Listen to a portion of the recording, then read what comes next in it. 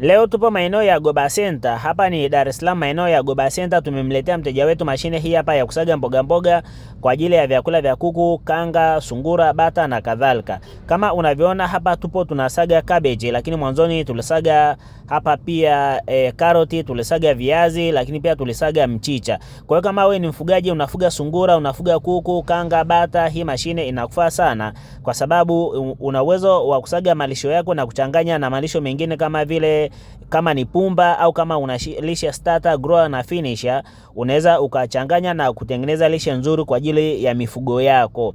Kama wewe pia ni mfugaji wa kuku wa mayai layers, na unajua kabisa kwamba kuku muda wote wanashinda bandani, hii mashine inakufaa sana kwa sababu una uwezo wa kusaga mboga mboga ukachanganya na malisho mengine ukalisha kuku wako na mayai yakatoka kiini cha njano. Lakini kama unafuga pia broiler kwa lengo la kuboresha lishe ya kuku wako, unaweza ukasaga mboga mboga ukachanganya na vyakula vingine au ukawapa mboga mboga tupu ambayo imesagwa na kulainika vizuri.